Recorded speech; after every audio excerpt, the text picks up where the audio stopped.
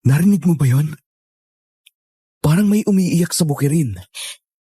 Ano ba yan, Marco? Wala naman eh. Gabi na. Huwag ka naman manakot yun oh.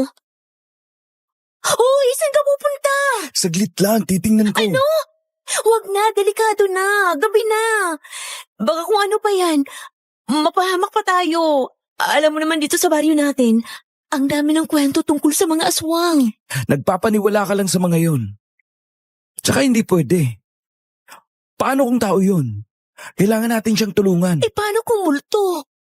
Ay Diyos ko, Marco. Ganito yung mga napapanood ko sa mga horror movies eh. Manahimik ka na nga lang dyan. At huwag ka nang sumunod. Ano? Iiwan mo talaga ako dito? Kainis ka talaga oh. Sandali, susunod ako.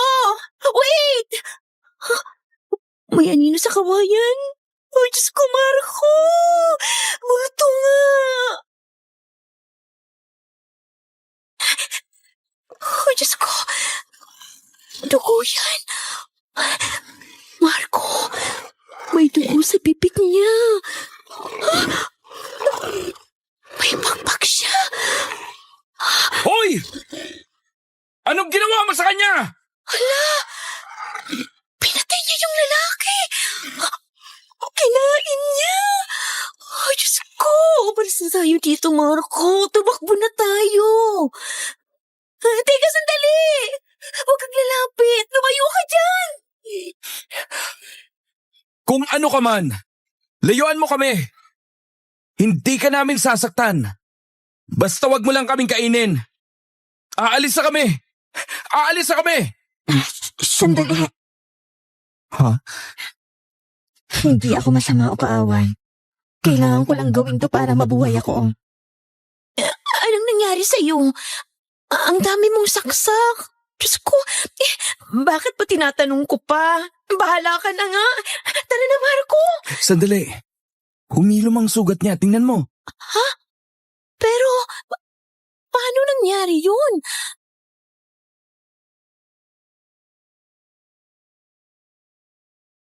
Ako si Elias, 55 taong gulang na ngayon. Ngunit 3 dekada na rin ang nakalipas mula nang mangyari ito. Taga-probinsya po ako at sanay sa simpleng buhay. Hindi po ako nakapagkolehiyo, ngunit madalas akong abala sa pagtulong sa sakahan ng pamilya namin. Ngayon habang nagbabalik tanaw, parang muling nabubuhay sa isip ko ang bawat detalye. Hindi ko mapigilang kilabutan. Mabalot ng takot, lalo na tuwing maaalala ko kung paano ko siya nakitang duguan. Nakatayo sa ilalim ng malamlam na buwan na parang nawawala sa mundo. Hindi ko alam kung ano ang nararamdaman ko noon. Maaawa ba ako dahil tugatan siya at puno ng lungkot ang mga mata? O matakot dahil sa katotohanan? Kumain siya ng laman ng tao? Pumapatay siya na parang hayop? Ngunit hindi ko rin alam. Baka ako lang ang nababaliw. Sapagkat nang iniwan niya kami ni Sofia sa palayan nang hindi kami sinasaktan, para bang nakuha niya ang simpatsya ko. Parang gusto kong alamin kung ano ang nangyari sa kanya. Hindi nagtagal may fiesta noon sa aming baryo at ipinakilala ni Tio Cardo ang mag-asawang bagong tenant sa kanyang paupahan. Ngunit hindi ko inakala na muli kong makikita ang babaeng duguan ng gabing iyon. Ang babaeng magdadala ng takot sa buong baryo namin. Ngunit siyang magkakaroon pala ng malaking papel sa buhay ko.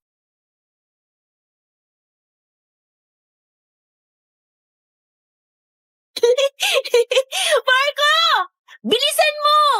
Kunin mo na yung suma na ipinagawa ni Lola Mara para kay Tio Cardo. Ano? Ang layo-layo pa nun. Bakit ako? Nakakatamad. Wala kang magagawa. Utos ni Lola eh. Bilisan mo na. Gusto ko na rin kumain. Nauumay na ako sa mga nakahain dito eh. Paano hindi ka mauumay? Kanina ka pa kain ng kain. Halika na nga. Samahan mo ko. Ayoko. Ang lamig eh. Tsaka nakakatakot sa daan. Eh baka mamaya makita na naman natin yung aswang. Shh! Tumahimik ka nga. Mamaya marinig ka ni Lola. Di ba sabi ko sa'yo, huwag mo nang ipagsasabi kahit kanino ang nakita natin? Eh bakit nga ba?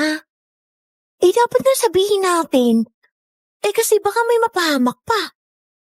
Mas mabuti kung alam mo ng lahat, di ba? O ba hindi biro ang aswang, no? Nakita mo naman siguro kung anong nangyari doon sa lalaking na biktima, di ba? Ang kulit mo naman. Sinabi kong huwag kang umimik tungkol sa aswang eh. Hindi mo ba naisip na kapag nalaman niya ni Lola, hindi na tayo papayagang lumabas sa bayan, lalo na kapag gabi? Dahil lang doon?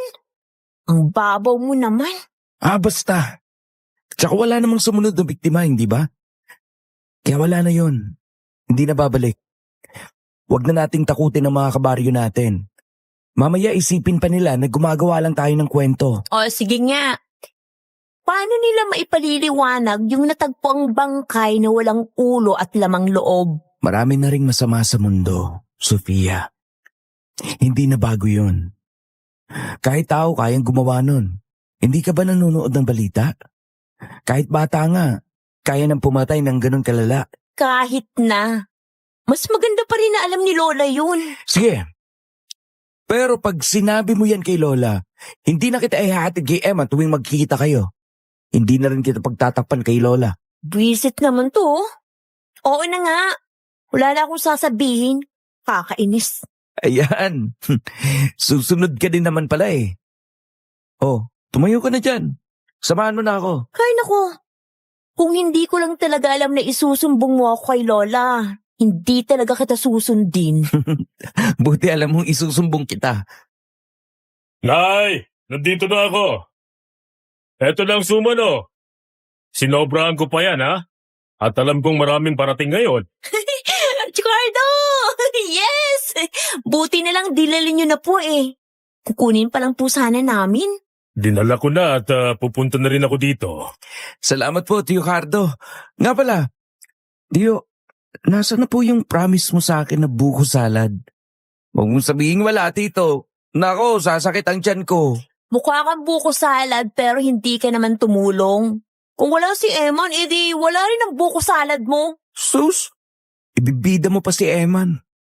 Gusto mo lang purihin siya ni Tio Cardo eh. Tama na yan. Puro kayo pag-aasaran. Nga pala, nandyan na ang buko salad dala ni Marie. Parating na siguro sila. Marie? Sino yun? Sino po yung Tio Cardo? May bisita po ba tayo? Hindi naman bisita. Mas maganda siguro kung ituring natin silang parang pamilya. May bago po ba kayong tenant sa paupahan, Tio? Oo, Sofia. Sakto pa, halos kaedad mo ang anak ni Isay at Bertin. Siguradong magkakasundo kayo. Oh, ayan na pala sila. Magandang gabi ho. Happy Fiesta! Ay, happy fiesta po. Nagdala kami ng lumpiang sariwa. Ginawa po ng asawa at anak ko. Ay sana magustuhan nyo. Oy, Isay! Bertie! Mabutit nakaparito kayo. Ay pasensya na, abala ako sa kusina. May iba pa ako niluluto. Tuloy kayo, pasok na kayo at huwag kayong mahihiya. Salamat po, Lola Mara. Ang dami namang pagkain. Mukhang engrandeng fiestahan po pala magaganap dito. Ay nako, ganito talaga tuwing piyesta. Pinapupunta ko kasi rito ang mga tauhan namin sa Bukirin. Ay babaya, paniguradong nandito na rin sila, kasama rin yung pamilya nila. Ganun po ba? Ang bait yun naman po, Lola Mara. Ay nako, nabola ka pa, Isay. Halika, patong mo na lang yung dala mo dito at maupo muna kayo. Tatapusin ko lang ginagawa ko. Magandang gabi po. Eto na po yung buko salad. Ay nako, salamat Iha. Nabigat ang kapatuloy. Hindi na kasi ako sanay magdala ng mabigat at may rayuman na rin ako. Ayos lang po. Marco, siya yung babae nakita natin, di ba? Siya yung aswang. Sofia, shh, huwag ka maingay. Baka marinig ka niya. Makisabay ka na lang sa kanila. Pero Marco, paano kung... Abay! Ang gandang bata naman pala ng anak niyo, Isay. Ang puti at ang kinis ng balat. Ilang taon ka na, Iha? 23 po. Abay, halos kaedad mo ang apo kong si Sofia. Ay, apo, halika. Bakit ka ba nakatago dyan sa likod ni Marco? magpakilala ka kay Marie. Ay siguradong magugustuhan yung isa't isa. Wait, nakalimutan ko yung iniihaw ko sa likod. Ay baka masunog bigla. Tingnan mo tong batang to. Kanina pa nagdadaldal dito, may ginagawa pala. Magandang gabi, Marie.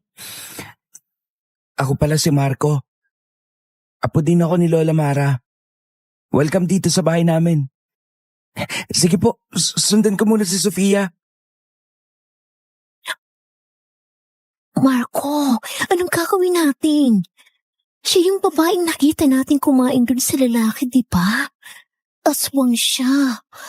May pakpak nga eh. Diyos ko, ano bang ginagawa niya dito? Shh! Sofia, kumalma ka nga muna. Makinig ka sa akin. Huwag kang magpanik. Huwag mong ipakita sa kanya na natatakot ka. Kung gagawin mo yon, baka mapansin niya at baka lumala ang sitwasyon. Pero Marco, hindi ko mapigilan. Natatakot ako. Bakit siya nandito? Anong pakay niya? Ano, hinahanap ba niya tayo? Paano kung patayin niya tayo tapos madamay si Tio at Lola? Diyos ko, anong gagawin natin? Alam kong nakakatakot. Pero kailangan nating kumilos ng mahinahon. Umakto ng normal. Sofia, kung magpapakita tayo ng kaba, mas lalong mahihirapan tayo. Sa ngayon, obserbahan muna natin. Tingnan natin kung ano talagang intensyon niya. Kasi kung tayo lang ang habol niya, matagal na sana niyang nagawa yun. Hindi na niya kailangang magkunwaring tenant pa ni Tio Cardo. Uminahon ka muna. Pero Marco, anong gagawin natin kung may masamang balak siya? Sandali lang. Huwag kang mag-alala. Ako ang bahala. Alisin mo yung panginginig sa boses mo. Kumalma ka lang. At makinig ka sa akin. Susundan natin ang galaw niya. At pag may nakita tayong kakaiba sa kanya, at alam nating ikapapahamak natin, sige, magsabi na tayo kay Lola. Ano? Nasisiraan ka na ba? Gusto mo bang mapahamak? At saka bakit maghahanap ka pa ng ibang rason? Malinaw na siya yung babaeng aswang na nakita natin sa palayan. Tama nga. Pero hindi mo ba naalala noon na sinabi niyang hindi naman daw siya masama? Paano kung hindi naman nga? Ipapahamak mo siya kung sasabihin mo agad kay Lola nang hindi mo na inaalam ang totoo. Tingnan mo, hindi naman siya umaatake. At napapansin mo ba? Kumikilos siya ng mahinahon sa paligid. Naririnig mo ba yung sarili mo, Marco? Uunahin mo pa talaga yung nararamdaman niya kaysa sa kapakanan nating lahat? O sige, ganito na lang. Patapusin lang natin itong fiesta. Wag ngayon, Sofia, kasi masyado maraming tao ang pwedeng magpanik. Pagkatapos ito, bukas sa bukas din, sasabihin na natin kay Lola.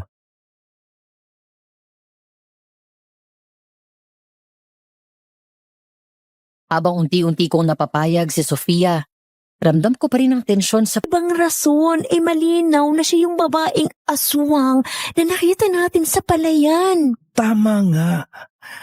Pero hindi mo ba naalala noon na sinabi niyang hindi naman daw siya masama? Paano kung hindi naman nga? Ipapahamak mo siya kung sasabihin mo agad kay Lola nang hindi mo na inaalam ang totoo. Tingnan mo, hindi naman siya umaatake. At napapansin mo ba?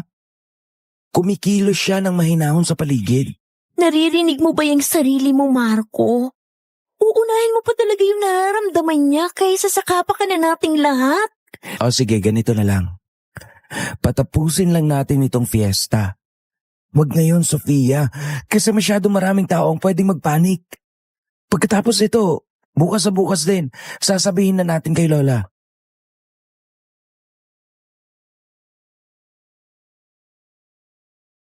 Habang unti-unti kong napapayag si Sofia, ramdam ko pa rin ang tensyon sa paligid, lalo na nung nakabalik na kami sa loob. At bawat galaw ni Marie ay aming pinagmamasdan. Ang mahinahong hakbang, ang malumanay na tono ng boses, ang kakaibang aura na nagmumula sa kanya. Alam ko noon na hindi basta-basta ang sitwasyong yun, kaya kailangan naming maging maingat.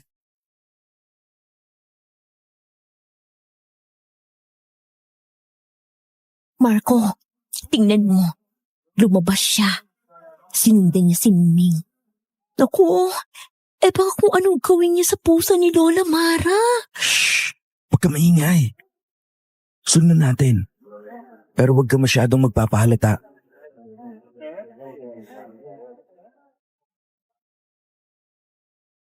Tahimik kaming sumunod sa kanya. Nag-iingat na hindi maakit ang atensyon niya o ng ibang tao sa fiesta. Lumapit kami sa likod ng bahay at doon nakita namin si Marie na hawak ang maliit na kuting sa braso. Dahan-dahan niyang hinaplos ang malambot na balahibo nito at ang mga mata ng kuting ay nakapikit. Halatang komportable. Ang buong aura ni Marie ay tila nagbago. Mahinahon, maalaga at tahimik.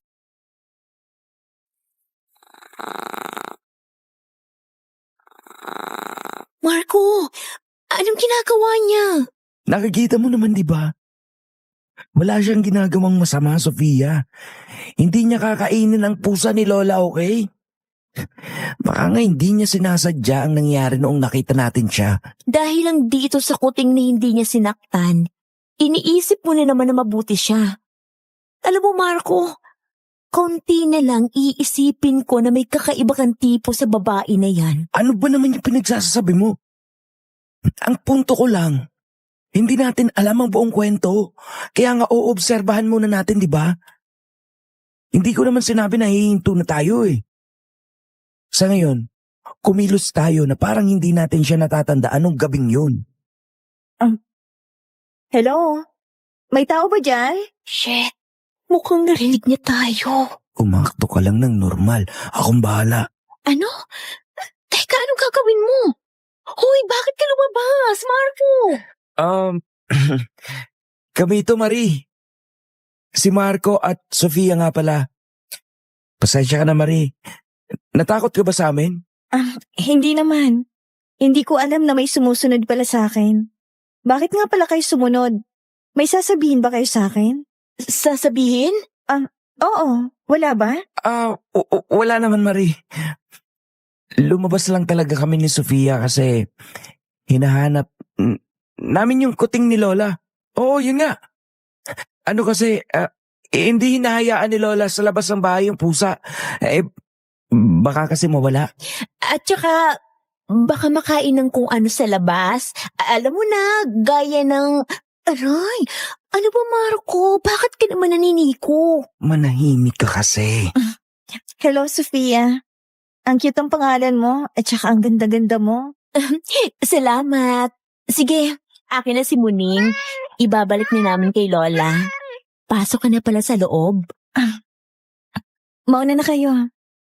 Gustong-gusto ko kasi ang ganitong gabi. Malamig sa pakiramdam at napakapayapa. Susunod na rin ako mamaya. Salamat sa inyo.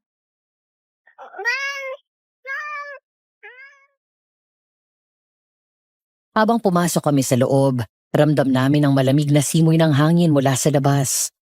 Ngunit bago pa namin maayos na mailagay si Muning, biglang sumabog ang malakas na tunog ng fireworks sa labas.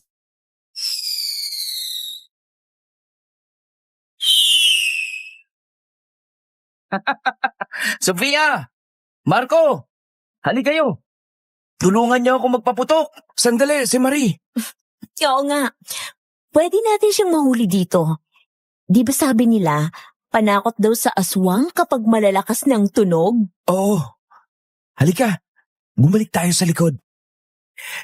Sige, Eman! Damihan mo pa! Sunod-sunurin mo! May pupuntahan lang kami!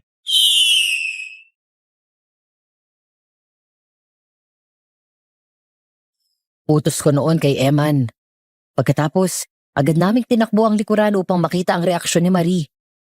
Inaasahan naming makakita ng pagkabigla o takot. Ngunit ang nakita namin ay kabaliktaran. Nakatingala siya sa langit.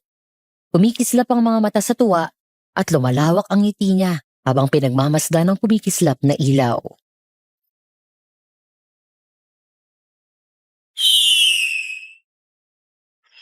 Wow! Ang ganda ng fireworks, ha? Ang saya pala nito sa gabi. Marco, tingnan mo siya. Hindi siya natatakot. Hindi siya nagulat, oh. Parang enjoy pa nga siya eh. Oo nga. Teka. Siya nga ba nakita natin nung gabing yun? Sigurado ka ba? Oo. Kahit naman puro dugo siya noon, tanda ko pang mukha niya. Pero ewan, hindi ko alam kung bakit parang hindi siya. Alam ko na. Halika dito sa kusina, bilis. Bakit? Ang sabi, takot daw ang aswang kapag sinabuyi ng bawang at asin. Halika. Hawakan mo to. Magkukunwari akong madudulas at ihahagis ko ito sa kanya. Ayusin mo ha, makisabay ka.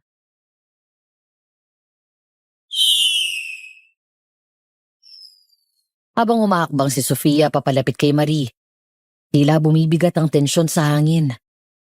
Mahigpit niyang nakakapit ang kamay sa maliit na mangkok ng bawang at bawat hibla ng kanyang pag-asa ay nakasentro sa simpleng pagsubok na ito. Sa likod niya nakatayo lamang ako at pinapanood kung magtatagumpay ang gagawin niya.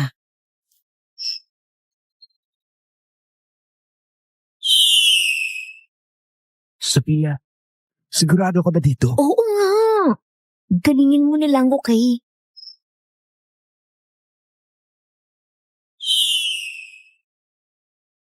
Nang makarating kami sa likod ng bahay, buong puwersang inihagis ni Sofia ang asin at ang bawang kay Marie. Ngunit walang nangyari.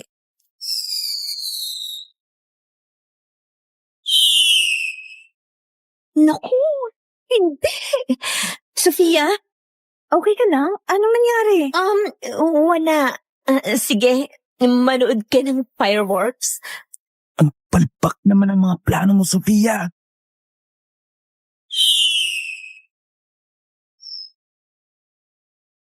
At doon sa ilalim ng maliwanag na ilaw ng fireworks, iniwan namin si Marie.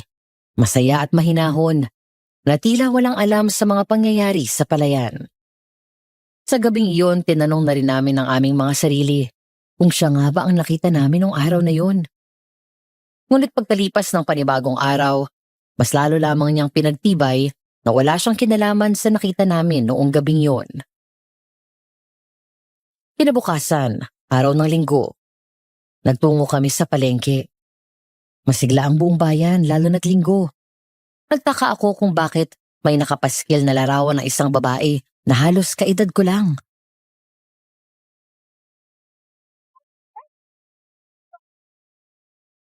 Sino kaya yan? Yun pa yung nawawalang babae, Marco? Oo. Ang sabi-sabi, gabi raw yun nawala.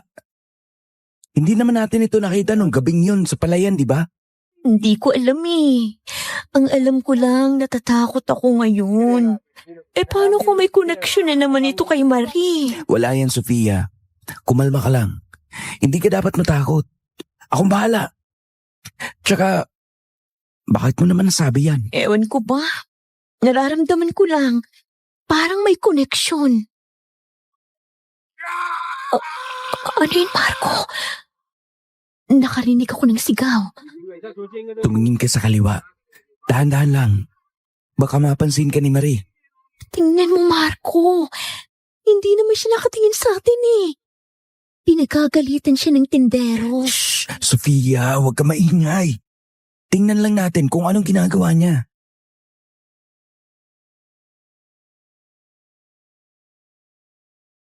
Palihim kaming nagtago sa likod ng isang tindahan. Inobserbahan namin si Marie na nakatayo sa harap ng isang tindahan ng isda. Ang may-ari ay isang matandang lalaki na nakayuko habang pinulot ang mga isdang tumalsik sa lupa. Nakita namin kung paano lumapit si Marie sa matanda.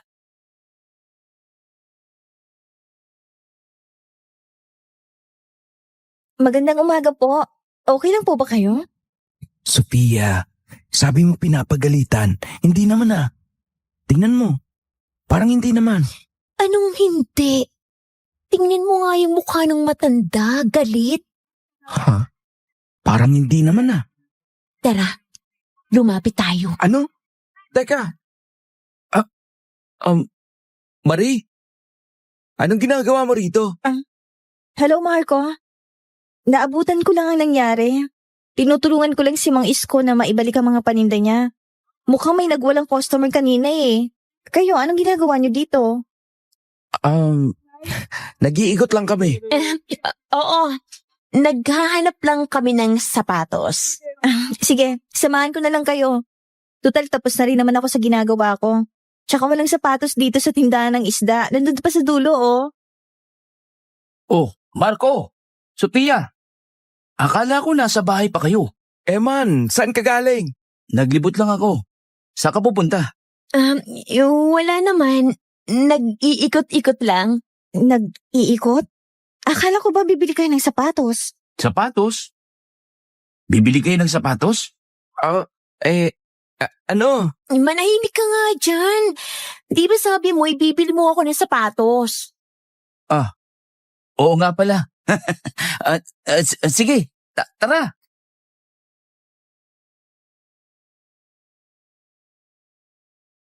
Habang naglalakad, napalingon kami nang hindi na sumasabay sa amin si Marie na nakatingin sa poster na may larawan ng nawawalang babae.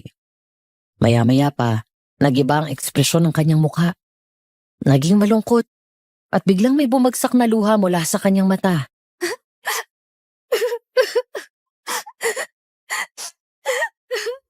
Umiiyak siya. Bakit? Ewan ko. Sino ba yan? Si Marie. Ha? Bakit siya umiiyak? Malay natin. Baka nakukonsensya. Konsensya? Bakit naman? Ang ganda niya, di ba? Larawan ng nawawalang babae. Maya-maya pa, nag-iba ang ekspresyon ng kanyang mukha. Naging malungkot at biglang may bumagsak na luha mula sa kanyang mata.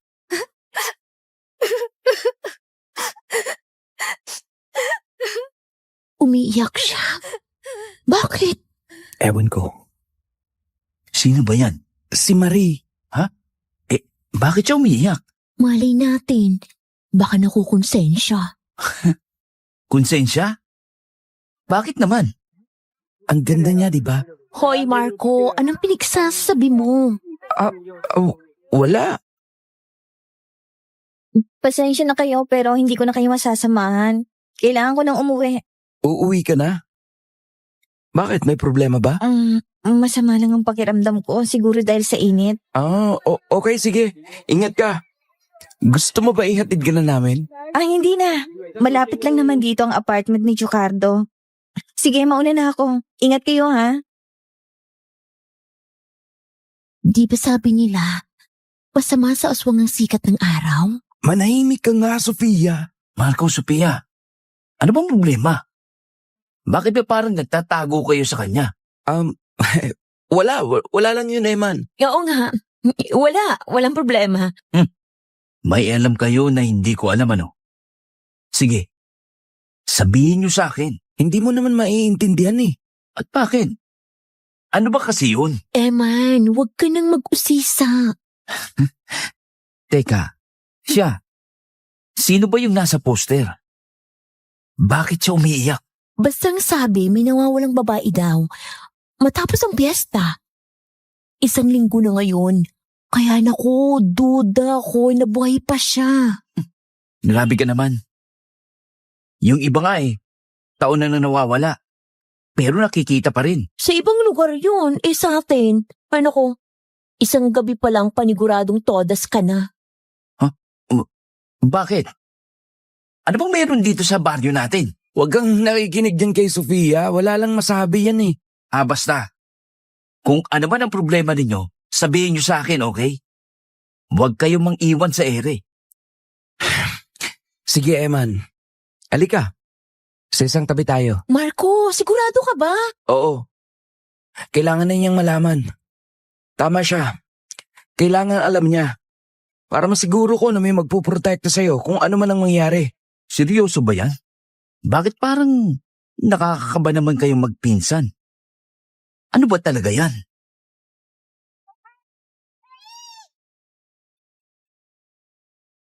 Naglakad kami papunta sa mas tahimik na bahagi ng palengke. Sa gilid, kung saan nakatambak ang mga kahon ng gulay. Puminto si Emma na tumingin sa amin. Seryoso ang mukha.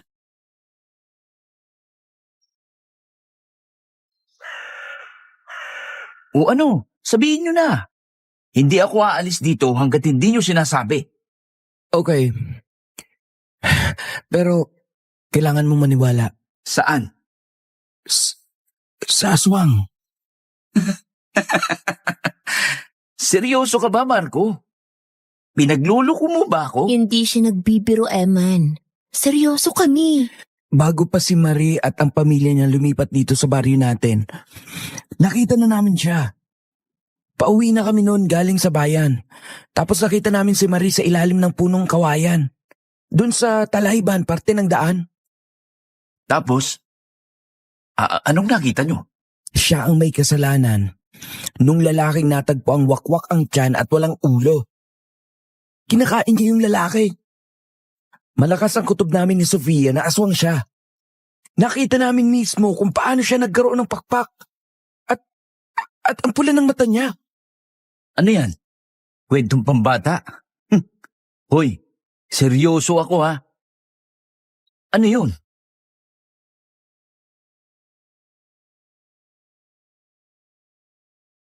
Sinabi namin ang lahat kay Eman. Ang tunay na pangyayari sa Bukirin, ang paggaling ng sugat ni Marie, at ang pagbabago niya mula sa isang halimaw patungo sa isang ordinaryong babae. Walang tunog, kundi ang malakas na hininga ni Eman habang pinoproseso niya ang mga sinabi namin.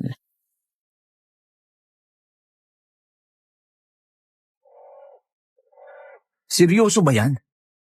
Teka, kung totoo yan, ibig sabihin delikado ang baryo natin. Dapat malaman ni Lola Mara ito. Sandali, Eman! Huwag muna! Huwag mo muna sabihin kay Lola Mara. Ano? Bakit naman? Kung totoo nga yan, dapat alam ng lahat, Marco. Paano kung may mapahamak? Alam ko. At hindi lang tayo ang mapapahama kapag iningay natin to. Baka kung anong mangyari sa kanya. Hindi mo ba nakita? Parang may problema siya. May pakiramdam ako na may hindi pa tayo tuluyang nauunawaan tungkol sa kanya. Sabi ko na nga ba napabalo na itong pinsan ko na to eh. Ano naman ngayon kung hindi natin alam lahat? Kailangan pa bang alamin? Hindi pa ba sapat yung mga nakita natin? Teka, Marco. Ayos ka lang ba? Anong pinagsasasabi mo? Bakit mo siya pinoprotektahan? Hindi ko siya pinuprotektahan. Hindi pa natin alam ang buong kwento. Nakita mo naman siya, di ba? Hindi naman siya mukhang kayang manakit eh. Paano kung mali tayo at maipahamak natin siya? May pakiramdam ako na malungkot siya. Baka hindi naman niya ginustong nangyari. Baka may dahilan. Anong dahilan? Anong rason sa pagkain ng tao, Marco? Masyado nang malalim yan. Ano bang nangyayari sa'yo? Magtiwala ka lang sa akin, Eman. May plano ako. Mag-uobserba pa tayo. Kung may makita tayong kakaiba, sabay-sabay nating sabihin kay Lola Mara. Paano kung maunahan tayo? Hindi. Wag muna. Hintayin natin siyang gumawa ng ibang hakbang.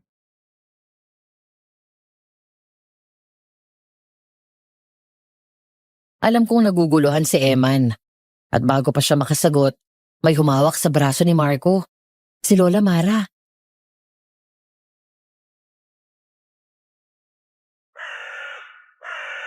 Aba, mga bata, ilang ulit ko bang sinabi sa inyo na huwag kayong mag-usap ng seryosong-seryoso sa palengke? Ano ba yan at ang lalim ng iniisip nyo? Lola, kasi si Marco at si Sofia eh. Wala po yun, Lola. Nag-uusap lang kami tungkol sa laro. Yung bagong laro ni Eman sa cellphone niya. Laro? Sigurado ba yan, Marco? Ha, Sofia? Ano po, Lola? Sigurado po. Dadaan po kami ng computer shop mamaya para makapaglaro. Okay lang po ba? Ay, yun lang pala. Akala ko kung ano na. Oo naman, basta ba huwag kayong magpapagabi. Sige po, Lola. Thank you po. Maghahanap na po kami ng sapatos ni Sofia. Siya sige, dalian nyo na at makaabutin pa kayo ng tanghali. O ikaw naman, Eman, sumama ka na sa akin. Maghahatid tayo ng mga kamote kila Cardo. Gagawa daw siya ng merienda para sa mga trabahador mamayang hapon. Opo. Ako na po ang magdadala niyan, Lola.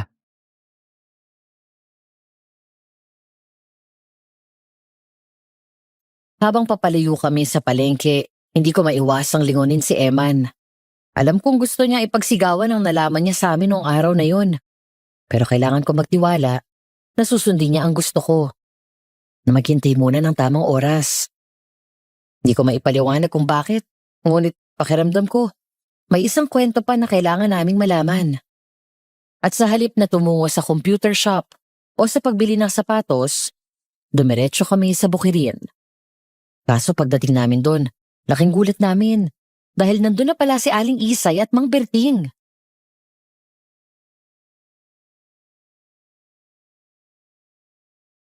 Marco, tingnan mo. Nandito ang mga magulang ni Marie. Baka naman kinuha rin sila ni Lola ng mga tauhan dito. Alam mo naman yung si Lola. Kulang na lang kunin ng trabahador niya ang buong baryo. Kahit na. Hindi lang ako mapakali. Lahat yata ng sulok ng baryo nito makikita ko sila. Oh, Marco, Sofia, buti naman narito na kayo. Ang ganyan namang magtrabaho. Magandang umaga rin po. Dito na rin po pala kayo magsasaka, Aling Isay? Oo, Marco.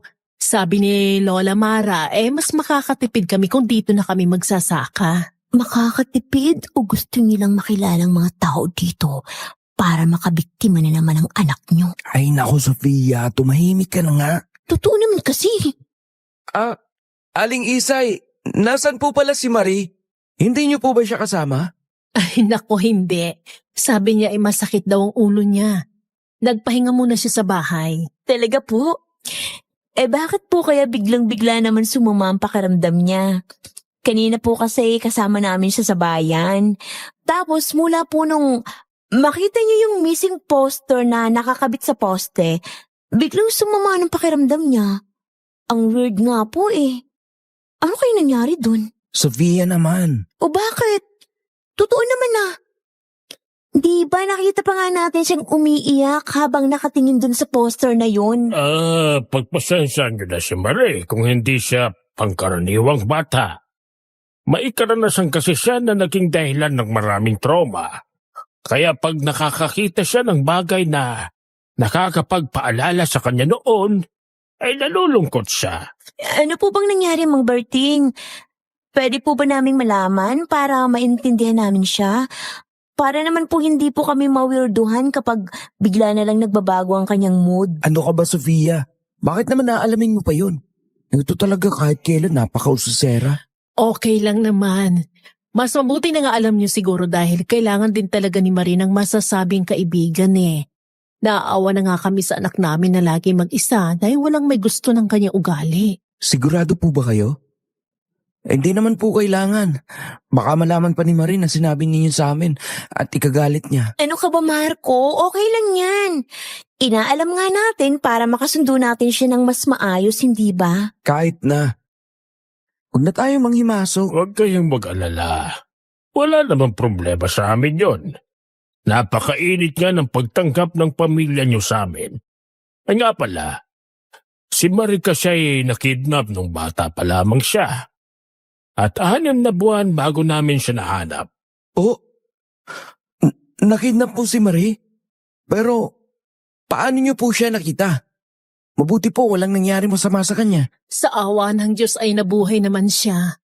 Yun nga lang, hanggang ngayon hindi namin alam kung anong ginawa sa kanya ng mga kidnapper. Kahit kasi ang mga pulis ay walang nakuha ang impormasyon sa kanya. Ang sabi ng doktor sa amin ay marahil nakaranas siya ng matinding trauma at ikahihirap ng katawan, lalo na ng utak niya. Kung babalikan muli niya yon, nakakalungkot dahil hindi nahuli ang mga kidnapper. Pero hindi rin namin gugustuhing magdoble ang paghihirap ni Marie.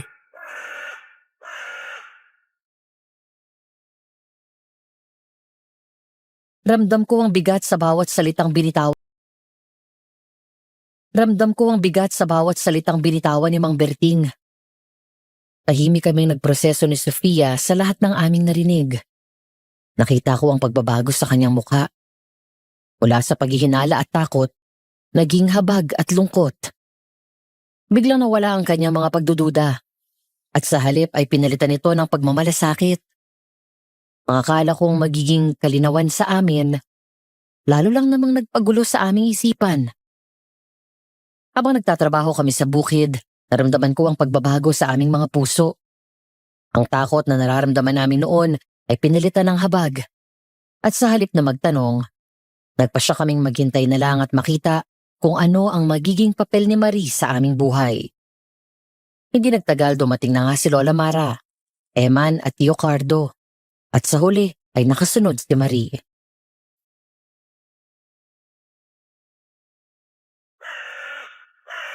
Mga bata, nandito na ang merienda. Oh, ay akala ko ba magko-computer kayo? Bakit kayo nandito? Ano po kasi, At narinig po kasi namin na magluluto kayo ng merienda, Lola.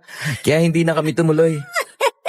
Pag talaga sa pagkain, walang makakapigil sa inyong dalawa, ano? Hayaan mo na, inay.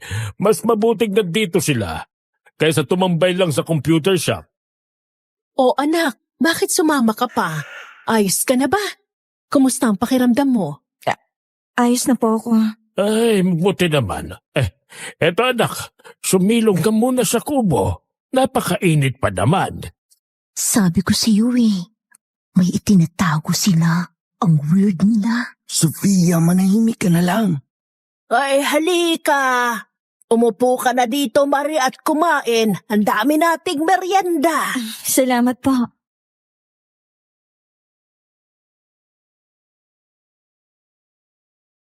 Umalis sila Lola sa kubo. Bitbit ang kanilang mga pagkain ay nagtungo sa kalapit na palayan kung saan may itinuro siya. Kami namang apat ay kumakain ng kamote Q. Habang kumakain, hindi ko maiwasang mapatingin kay Marie. Mahinhin niyang inuya ang pagkaing nakatusok sa stick. Ganon din ang ginawa niya na Eman at Sofia, kaya napansin niya kaming lahat. Nahuli niya kami na sabay-sabay na nakatingin sa kanya.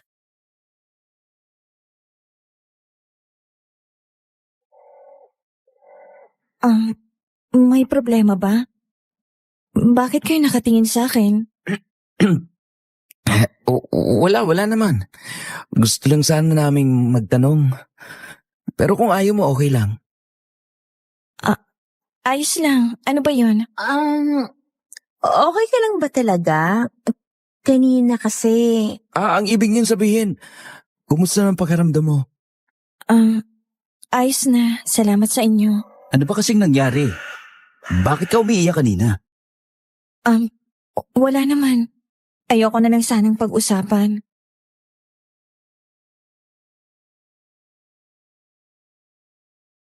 Naging tahimik ang paligid noon at ramdam ko ang lungkot sa boses ni Marie.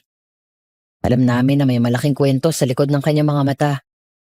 Pero alam din naming hindi pa siya handang ibahagi yun. Kaya sa halip na magtanong, ay nagpasya kaming ipahayag na lamang ang nararamdaman namin.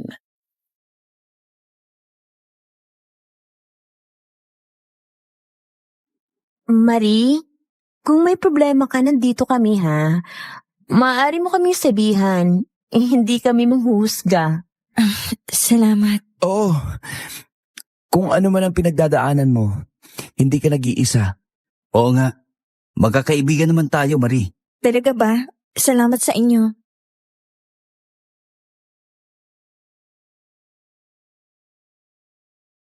Naramdaman ko ang sinseridad sa bawat salita ni Marie. At sa hapong yon ay buo ang loob kong subukang magtiwala sa kanya. Kinabukasan, maaga kaming nagising para magbilad ng palay. At maging kami ni Sofia ay tumulong na rin sa gawain. Nang matapos yon, ay pasado 8:00 na ng umaga. Kaya agad kaming dumiretso sa bahay upang kumuha ng malamig na tubig at tumambay sa likod ng bahay, gaya ng nakasanayan namin ni Sofia. Ngunit ang inakala naming isang normal na araw ay nabalot pala ng madugong pangyayari.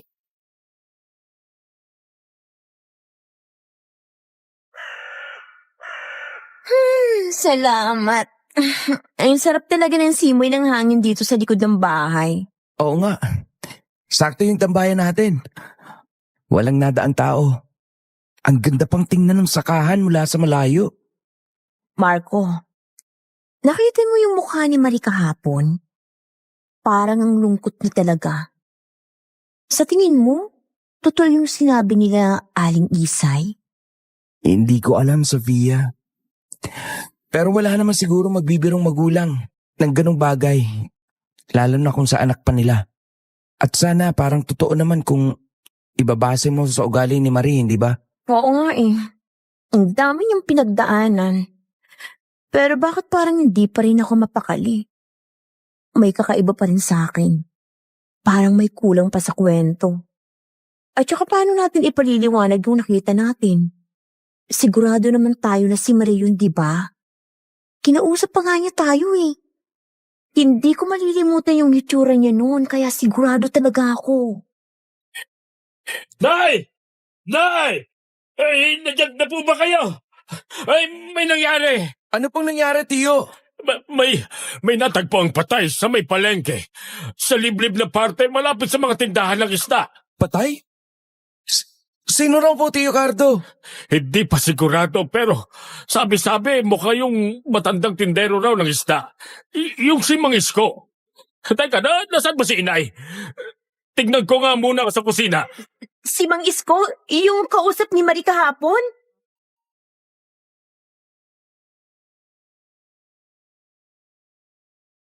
Sa isang iglap, muling bumalik ang mga pagdududa at natabunan ng habag at pangunawa. Ang lahat ng kwentong narinig namin mula sa mga magulang ni Marie at ang lahat ng sinseridad na nakita ko sa kanya. Lahat ng iyon ay nagmistulang abo.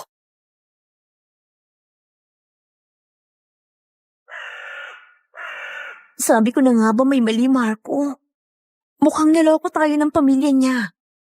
Paano kung alam nila na may alam tayo at nakumbinsi nila tayong paniwalaan na mabuti si Marie kahit hindi naman totoo? Manahimik ka, Sofia. Baka marinig ka ni Tio Cardo. Ang mabuti pa, hanapin natin si Marie at tingnan natin kung anong sasabihin niya ngayon. Teka, bakit? Balak mo ba siyang kumprontahin? Oo, Nababaliw ka na ba? Delikado, Marco. Wala ka na ba talagang matinong pag-iisip? Tara na, sabihin na natin to kay Lola. Nasaan ba si inay? Bakit wala dito sa bahay? hindi ko po alam. Nandito lang naman si Lola kanina. Si Marie. Hanapin natin si Marie. Teka, saan kayo pupunta? Kayong dalawa?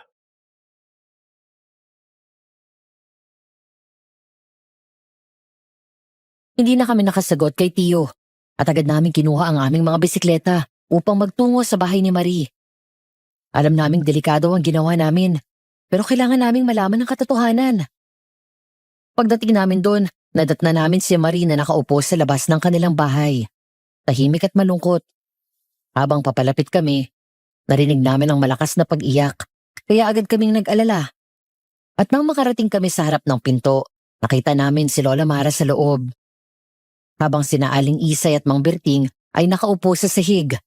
Halos umiiyak sa tindi ng lungkot.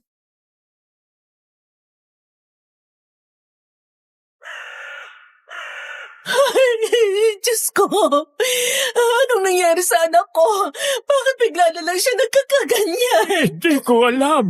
Bigla na lang siyang inatake ng lagnat. Humidahon kayo. Ang lagnat niya ay sobrang taas. Tumawag kayo ng doktor.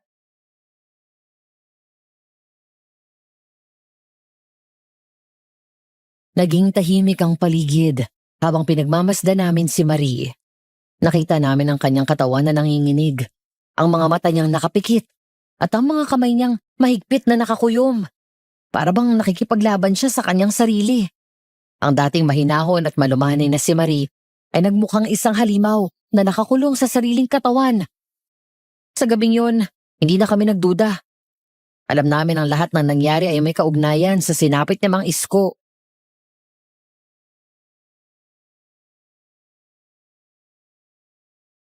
Tingnan mo.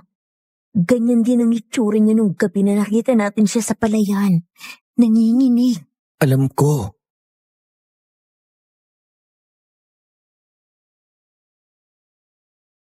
ang pagdududa, ang takot at pangamba. Lahat ng yun nagbalik. Sa gabing yun nagpasya ako na kailangan kong alamin ang katotohanan. Handa akong harapin ang lahat ng bangungot para lang malaman kung sino talaga si Marie at kung ano ang nasa likod ng kanyang mga malungkot na mata. Kahit pa alam naming isa siyang halimaw. Hindi kami umalis sa apartment noon ni Tio Cardo. At nang gumabi na, ay dumating siya ng walang kamali-malay sa mga nangyayari.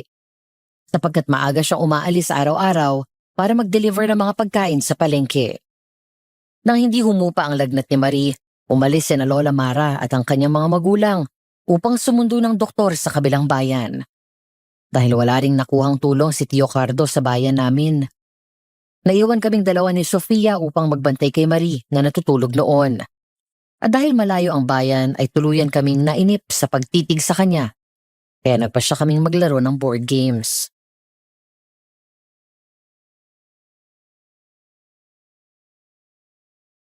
Checkmate. Huli ka na naman, Marco. Ano pa yan? Parang hindi ka naman nag-iisip eh. Paano ako makakapag-isip, Sofia? Tingnan mo yung si Marie. Parang kanina pa siya hindi gumagalaw. Ewan ko nga ba? Nakakatakot naman lumapit, baka bigla niya akong kagatin. Siya nga kaya may kasalanan sa pagkamatay ng mangingisda. Nagdududa ka na naman kahit alam mong siya naman talaga.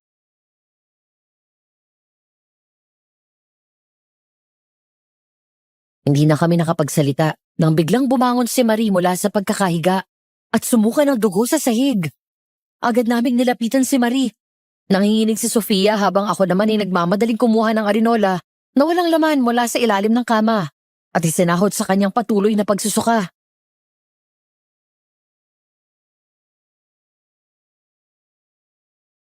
Marie!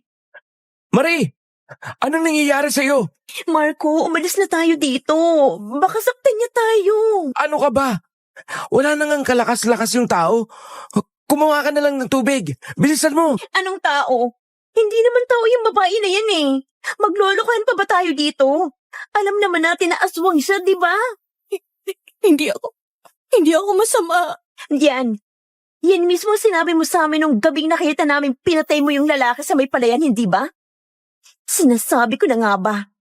Tanda niya tayo. Nagkukunwari lang itong babaeng to. Marco, makinig ka sa akin. Iwanan na natin yan. Hayaan na lang natin siya. Baka kung anong gawin niya sa atin. Sofia, hindi ko siya pwedeng iwan. Hindi ko pwedeng pabayaan lang siya. Huwag niyo akong iwan. Natatakot ako. Huwag niyo akong iwang mag-isa.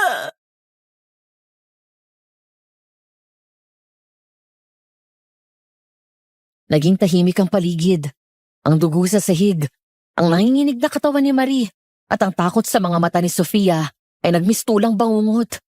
Hindi ko alam kung anong gagawin ko. Ang utak ko ay nagsabi na makinig kay Sofia, ngunit ang puso ko ay nagsabi na manatili at tulungan si Marie. Sa gabing yun, nagsimula ang isang bagong kabanata sa aming buhay. Ang aming pagkakaibigan, ang aming pagtitiwala, at ang aming pag-asa. Lahat. Marco, Sophia, may nahuli na mga pulis na sospek sa pagkamatay ni Mang Isko. Ha? Sino? Si Tio Cardo. Ano? Imposible. Hindi yun magagawa ni Chocardo. Kanina kasi, nung bumalik siya sa bayan para sumundo ng doktor, kasama niya ako. Pero pabalik sana kami, nang biglang harangin kami ng mga pulis. Sa sasakyan ni Tio Cardo, nakita nila sa toolbox niya yung itak na ginamit sa pagpatay kay Mang Isko. Itak? Imposible. Saan nila nakuha yun, Eman? Bakit nasa toolbox si Chocardo? Hindi ko rin alam eh. Sinubukan ko ipaliwanag kasi kasama ko si Tio Cardo maghapon. Pero hindi ako pinakinggan ng mga pulis. Paano nangyari yun? Sinong maglalagay nun sa sasakyan niya? At hindi ba nila naiisip na hindi kayang pumatay ng ganon si Chocardo? Pero Sophia, hindi naman namatay si Mang Isko katulad nung naunang biktima. Namatay siya sa saksak sa puso. Wala siyang ibang tinamong sugat, kundi yun lang. Ano? Sigurado ka ba? Oo naman. Nandun ako nang pinalilibutan ng mga pulis ang bangkay eh. Hindi isang aswang ang may kagagawa nun. Hindi, hindi. Kasalanan ko to. Kasalanan ko. Sandali, Marie. Bakit sinasabi mong kasalanan mo ito? Ikaw bang pumatay kay Mang Isko? Hindi dapat siyang napahamak. Ako ang dapat na nasa presinto. Ako dapat. Ako may dala ng lahat ng to. Ako ang dapat sisihin.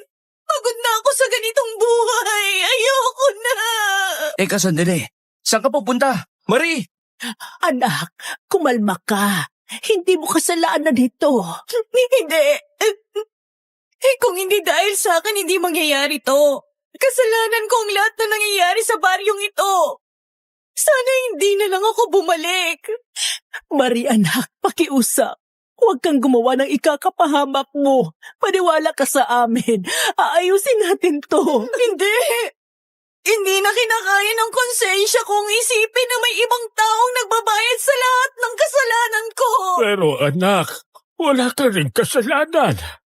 Huwag mong gawin ito sa sarili mo. Aayusin natin ito. Magtiwala ka sa amin ng mama mo. Aayusin natin ito. Hindi niyo naiintindihan. Pagod na ako, Ma. Ma, hindi ko na po kaya. Hayaan niyo na lang ako. Hindi ba kayo nagsasawang humarap sa tao at magkunwaring okay lang ang lahat? Kayanin niyo na lang po, kasi pagod na ako. Hindi ko gustong maging halimaw.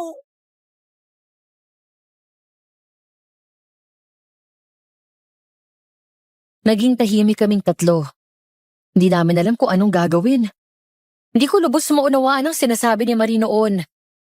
Pero may bahagi sa akin ang nahahabag para sa kanya. Na para bang naiipit lang siya sa sitwasyon.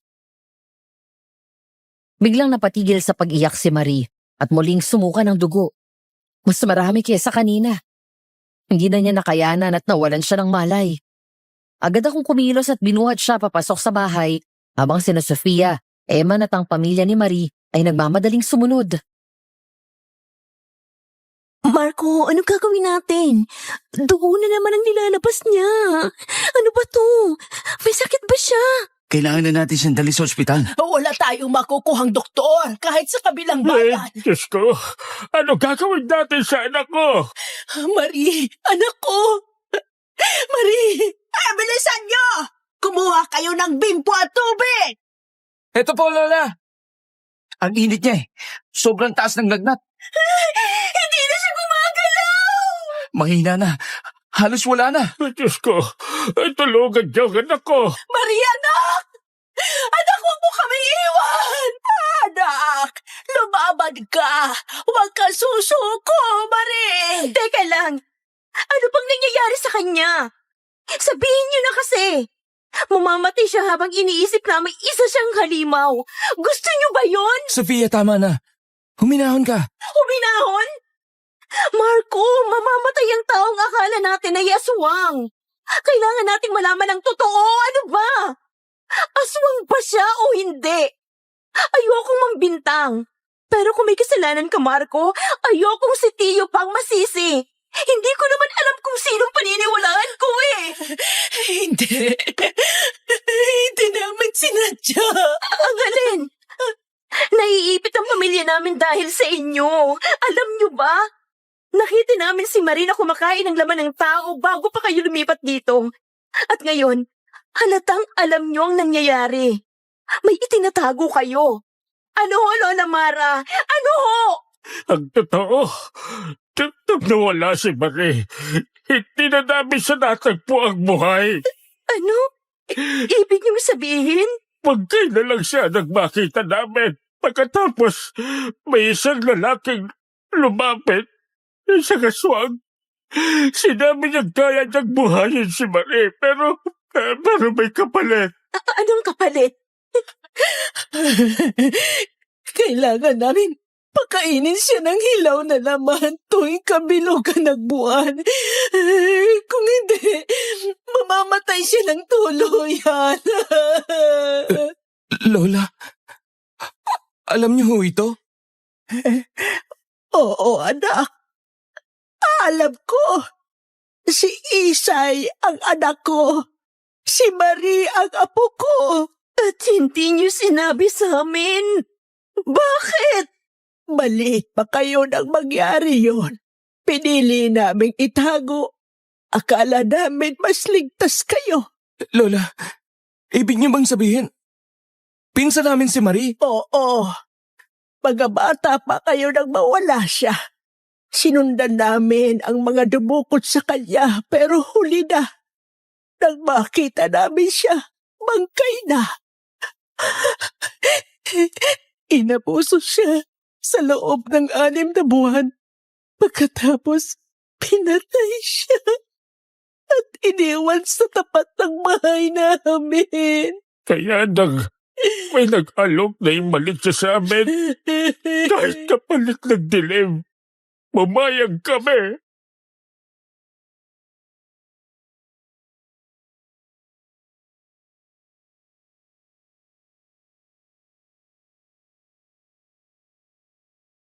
Naging tahimik ang paligid at ang lahat ng sikreto ay lumabas. Hindi ko na rin alam kung anong dapat kong maramdaman noon. Nalilito ako. Para bang sabay-sabay sumabog sa mukha ko ang lahat ng katotohanan at hindi ko alam kung paano ko ipoproseso ang mga yun. Ngunit hindi ko na napagtuunan ng pansin ang sarili kong damdamin nang biglang bumalik sa pagsusuka si Marie. Naging alerto kaming lahat, ngunit laking gulat namin nang bigla siyang manigas. Kinabukasan, nanatili siyang walang malay at nagtipon-tipon kaming magkakamag-anak upang pag-usapan kung paano maaalis ang sisi kay Tio Cardo.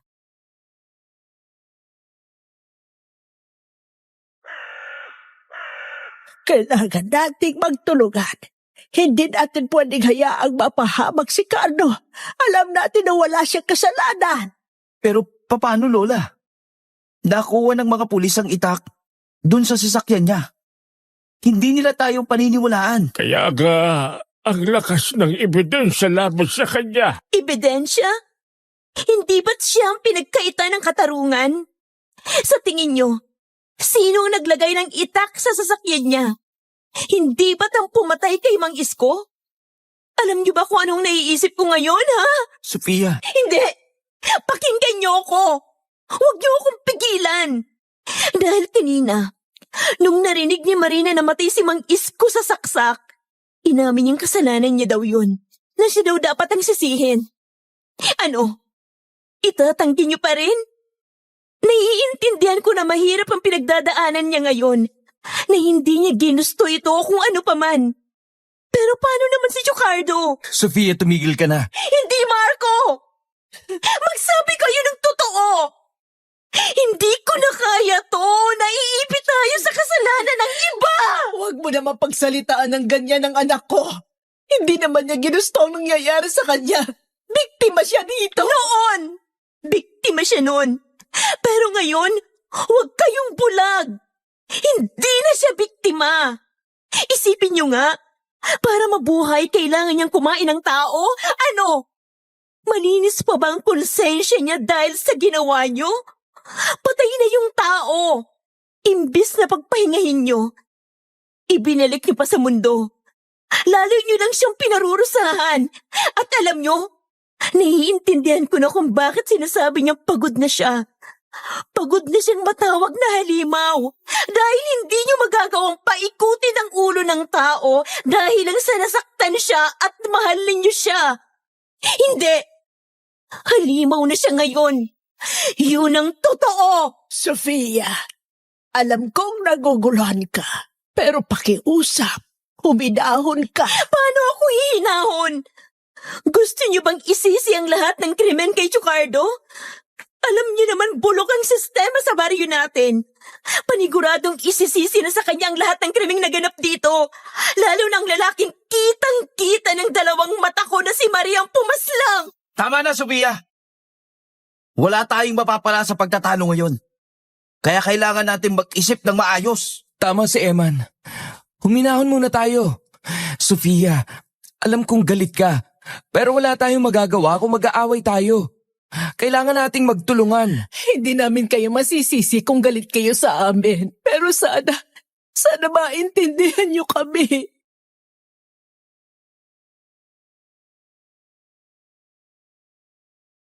Nang tanghali ring iyon, nilikom ni Lola ang perang sasapat para sa piyansa ni Tio. At habang naghihintay kami sa sasakyan, hindi namin napigilang maawa nang makita namin ang bugbog sarado naming tsuhin.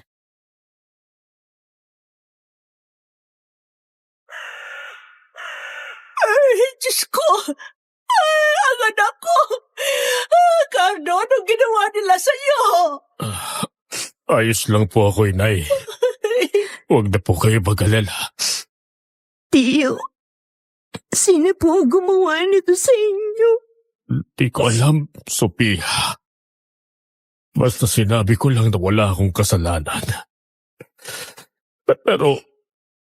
Pero hindi naman sila naniwala. Huwag po kayong mag-alala, Tiyo. Mapapatunayan din natin na wala kayong kasalanan. Tama po. Hindi nila kayo papayagang magpiyansa kung matibay talagang ebidensya nila. Umuwi na lang muna tayo. Gusto ko nang magpahinga.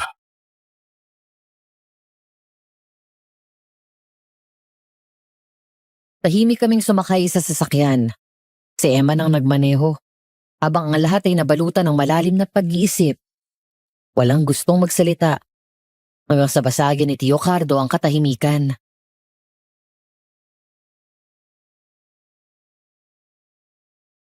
Kumusta na si Marie? Wala po siyang malay mula pa kagabi. Alam niyo po ba talagang totoo, Tio? Anong totoo, Sophia? Huwag na po kayong magkunwari. Alam niyo na may kinalaman. Ginawa niya yun para sa pamilya niya. Ginawa niya yun para sa inyo. Hindi pa ngayon ang tamang panahon para dyan, Cardo. Hayaan mong malaman nila ang totoo sa tamang oras.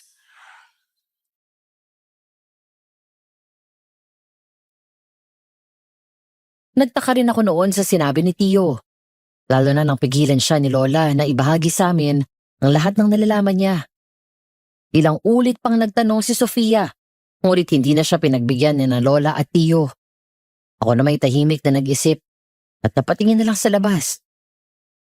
Sa isip ko, hindi ako titigil hanggat hindi ko nalalaman ang totoo. Kilala ko si Lola.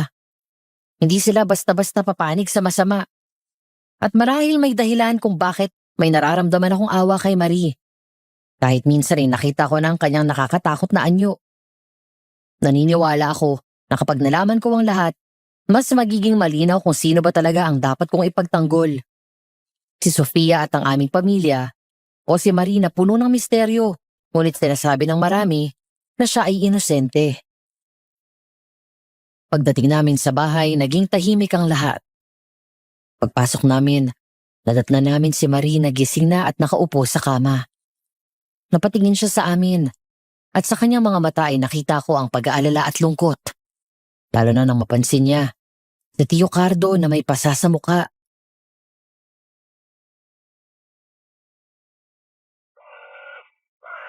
Tsukarto, Shh! Ayos lang ako, Marie. Huwag kang mag-alala. Ayos lang ako. kasalanan ko po ito. Kasalanan ko po lahat. Dahil sa akin nagkaganito ka. Hindi, Marie. Hindi mo kasalanan. Huwag mong sisihin ang sarili mo. Marie, ano ba talagang nangyayari? Bakit kailangang mangyaring lahat ng to? Hindi ko alam, Sofia. Hindi ko rin maintindihan.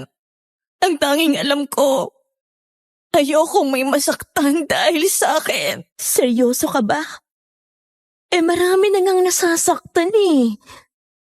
Ano?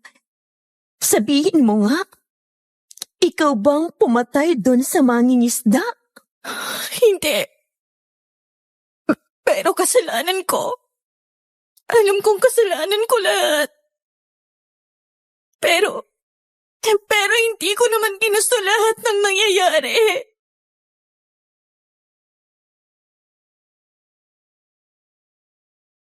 Habang nagsasalita si Marie, ramdam ko ang sakit na nararamdaman niya. Puno ng luha ang kanyang mga mata at nanginginig ang kanyang boses. Hindi nagtagal, umalis si Eman upang i-deliver ang ilang sako ng bigas na nakaschedule noong araw na yun. Agad kong napagpasyahang sumama at ganon din si Sofia. Pagdating namin sa bayan, huminto kami sa tapat ng isang bakanting lote na noon ay pinalilibutan ng maraming tao.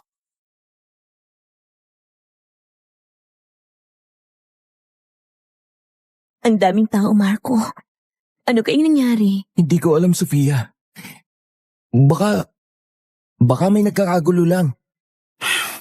Teka, mukhang may mga pulis na naman.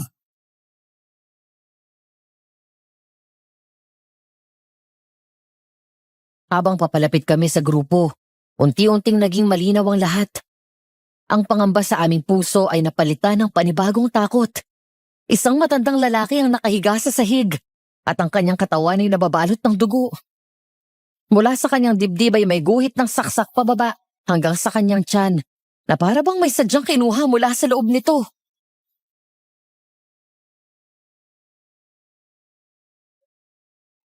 Eman, Marco, may patay na naman. Parehong-pareho na nangyari kay Mang Isko. Pareho? Ibig sabihin, may biyak ang dibdib hanggang tiyan? Oo, Ano? Akala ko ba sa puso lang? hindi ko ba nasabi sa'yo? Sorry, baka nalito lang ako. Pero teka, ano naman ngayon kung ganyan ang nangyari sa biktima? At least malinaw pa rin na hindi aswang ang gumawa niyan, di ba? Baka may masamang loob lang talaga dito sa baryo natin. Hindi. Masama ang kutob ko. Kung wakwak ang tiyan, pero gamit ang kutsilyo o itak, malinis ang pagkakagawa. Posibleng tao nga ang may kasalanan nito. Pero kung walang lamang loob ang biktima, posibleng Oh my God! Huwag mong sabihin na iniisip mong may tao ang pumapatay ngayon dito. Para sa isang aswang? O sabihin na nating para kay Marie? Ano ba naman kayo? Huwag nga kayong buo ng ganyang konklusyon. Sino naman ang gagawa nun? At saka, sino ba ang pamilya ni Marie? Hindi ba't kayo? Bakit nila gagawing pumatay tapos ipapahamak pa si Tio Cardo? Hindi na magana ng pamilya nyo. Ano ba kayo? pero iba talagang kutob ko eh. Halika na. Tapusin na natin itong trabaho natin. At mula ngayon, hindi lang si Marie ang ating mamanmanan. Pati na rin ang pamilya natin. Pati si Lola? Oo. Kahit si Chocardo pa.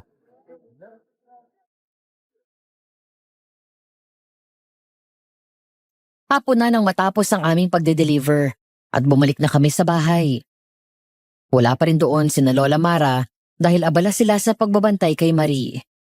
Kami namang tatlo ay agad na naglibot sa bahay upang maganap ng anumang pwedeng makatulong sa sitwasyong yon. Hanggang sa makarating ako sa kwarto ni Lola at mabuklat ang pinakailalim ng kanyang drawer.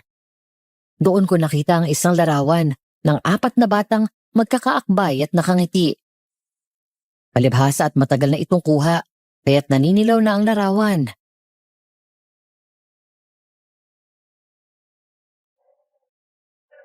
Sofia, Eman, halika kayo. Tingnan niyo to. Bakit? Ano yun? Tingnan niyo to. Mga litrato natin to nung bata pa tayo. Pati ikaw, Eman. Kasama ka namin. Ay, Diyos ko, Marco. Yun lang naman pala eh. Akala ko kung ano na. Diyan ka na nga. Maghanap muna ako sa ibang bakanting kwarto. Sandali lang. Nakakapagtaka kasi. Bakit naman? Kasi lumaki pala tayo magkakasama. Pero bakit hindi natin tanda si Marie? Oo nga no. Teka, yung damit na suot ko dyan, regalo sa akin yun ni Lola nung 5 taon pa lang ako. Ibig sabihin, 5 years old ako niyan. Pero bakit tanda akong damit na to? Pero si Marie, bakit hindi ko siya maalala? Baka naman hindi kayo close. Hindi naman talaga lahat ay natatandaan, di ba? Pero iba eh. Tingnan mo tong picture natin. Para magkakasundo naman tayong lahat dito. At saka may sinabi si Chocardo sa sasakyan, hindi ba? Ang sabi niya, ginagawa lang daw ni Marie ang lahat para sa atin. Bakit? Anong kinalaman natin doon? O sa pagiging aswang niya? So, kumbinsido ka na ngayon na masama yung babae niya, no? Dati lang kumakampi ka pa dyan eh. Pinagtatanggol mo pa nga eh. Hindi ko siya ipinagtatanggol, okay? Hindi ko rin siya idinidiin ngayon. Pero ang sigurado ako, Sa kabila ng lahat ng nalalaman natin ngayon, may hindi sila tuluyang sinasabi sa atin. At yun ang kailangan nating malaman. Sigurado ba kayong dalawa? Parang kung magsalita kayo, kakalibanin niyo ang pamilya ninyo ha. Ha? Anong ha? Masyado na kayong invested dyan. Noong una, si Marie lang ang problema ninyo. Ngayon, pati pamilya nyo na. Yun na nga eh. Bakit nga nandito na tayo sa puntong ito? Hindi naman tayo magbubuo-buo ng konklusyon, hindi ba? Anong gagawin natin? Hayaan na lang ba natin kung ano ang nangyayari? Tama ka, Marco. Naniniwala ako na mabuti naman ang pamilya natin. Pero karapatan din nating malaman ang totoo. Lalo na kung tungkol din sa atin.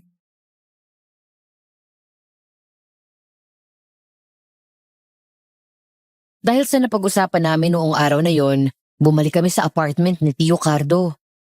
Ngunit nasa may hagdanan pa lamang kami ay naririnig na namin ang mga usapan nila.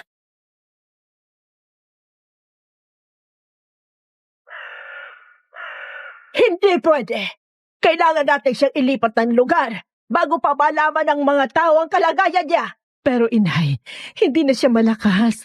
Hindi niya kinakain ang inihanda natin. Ayoko na rin gawin to. Hindi sa bawat pagkakataon ay pwede niyo akong ipagtanggol. Cardo naman. Ginagawa lang natin to para mabuhay siya. At nay, ayaw na pong umalis dito ni Marie. Napapagod na po ang anak ko. Alam ko. Pero kung hindi niya kakainin ito, mamamatay siya. At hindi ko yun hahayaan. Hindi ko hahayaang mamatay ang apo ko dahil sa ginawa natin. So ibig sabihin, kayo ang pumapatay. Marco, Ano? Sumagot kayo. Kayo nga ang pumapatay sa mga kabaryo natin para ipakain kay Marie. La, anong nangyayari sa inyo? Bakit? Bakit yung ginagawa to? Sandali, pakiusap. Makinig muna kayo sa amin. dahil din sa inyo ito. Para sa inyo lahat ang ginagawa namin. Para sa amin? Anong kinalaman namin sa pagpatay ninyo? Hindi. Hindi mo na kailangang sabihin pa sa kanila. Mas magiging ligtas sila kung hindi nila alam ang totoo. Anong totoo, Lola? Ano ba talagang totoo? Bakit niyo ginagawa ito? At si Marie, aswang ba talaga siya? Bakit niya tinatanggihan ang sariwang lapat? Ang nakaraan na sana'y hindi na bumalik pa. Yun lang ang hindi namin gustong mangyari. Yan na naman, Lola. Yung nakaraan na yan. Nakita namin ang mga litrato namin sa kwarto niyo. 5 taon na ako noon. Pero bakit kahit kaunting alaala sa utak ko, wala si Marie o si Aling Isay at Mang Berting? Ano bang itinatago niyo sa amin, La? Mag-aapo, pakiusap, makinig kayo. Magtiwala kayo sa amin. Hindi namin ginustong masaktan kayo. Kaya namin ito ginagawa dahil mahal namin kayo. Hindi namin kayo ipapahamak anuman ang mangyari. At tama ka, may itinatago kami. Pero hindi para saktan kayo. Ginawa namin to para protektahan kayo. At ang nakaraan na yan ang dahilan kung bakit kailangan nating magtiwala sa isa't isa. Hindi ko na alam. Hindi ko na alam kung ano ang totoo. Kung sinong dapat paniwalaan. Ang gulo-gulo na ng utak ko, La. Hindi ko alam kung kakalabanin ko ba kayo o kung lalaban ako para sa pamilya natin.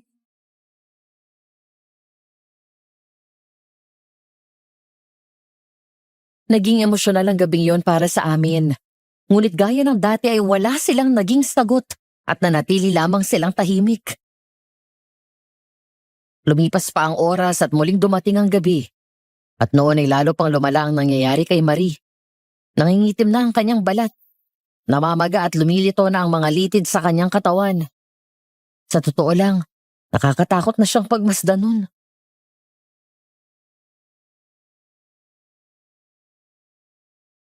Kailangan na nating dalhin si Marie sa albularyo. Bago pa mahuli ang lahat. Ay, sige. Kunin ko ang wheelchair sa bodega. Ako naman, kukuha ako ng mga gamit, mga damit at kumot. Ako nang kukuha ng sasakyan. Bilisan nyo, wala ng oras.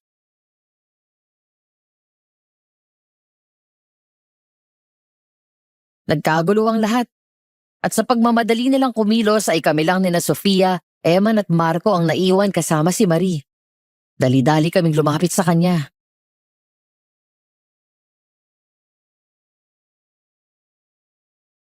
Marie, makinig ka. Hindi ka na nagdudulot ng maganda sa pamilya natin. Marco, patawarin niyo ako. Hindi ko gustong magulong pamilya natin. Huli na. Kung hindi ka kayang bitawan ng mga magulang mo o ni Lola, ako na. Ayokong nakikita silang gumagawa ng kasalanan para lang sa'yo. Dapat wala ka na, Marie. Hindi ka na dapat nabubuhay pa ngayon. Marco, ano bang sinasabi mo? Hayaan natin si Lola. Hindi, Sofia. Kung dadalhin natin siya sa albularyo, siguradong malalaman ng mga taga-baryo na pinoprotektahan natin ang isang aswang. Baka mapahamak pa tayo. Sandali. Ano gusto mong gawin, Marco? Kailangan nating maunahan sila. Kailangan nating itakas si Marie. Kung totoo man na may tinatago sila, kailangan nating malaman sa sarili natin. At tapusin na ang dapat matagal nang natapos. Ano ka ba, Marco? Magulos dili ka. Kayo ang mapapahamak sa ginagawa ninyo. Tulungan mo na lang akong buhatin siya, Eman. Doon tayo sa truck mo. Bilis! Kung hindi natin ito gagawin, mapapahamak lang ang buong pamilya. Hindi mo ba nakikita pati si Lola? Nagiging masama na dahil sa kanya. Hindi ko alam, Marco. Pero sige, tama ka. Hindi natin hahayaang masira ang pamilya natin. Sofia! Marco, ano ba? Tumulong ka na lang, Eman. Ito ang tamang gawin. Ito lang. Ang tanging paraan para maligtas tayong lahat.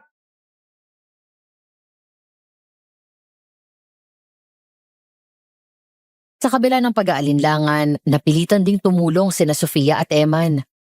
Binuhat namin si Marie na tila wala ng lakas at sa loob-loob ko, patid kong ang naging pasya ko noon ay isang napakalaking peligro. Ngunit naniniwala ako na yun lamang ang tanging paraan upang matuklasan ang katotohanan. Nang maisakay namin siya sa truck ni Eman, agad naming pinandar yon patungo sa malawak na palayan. Doon hinila namin si Marie hanggang sa gilid ng mataas na bangin, kung saan sa ibaba ay matalim na bumabangga sa mga bato ang nangangalit na dagat. Nakakadurog ng loob kahit dungawin pa lang.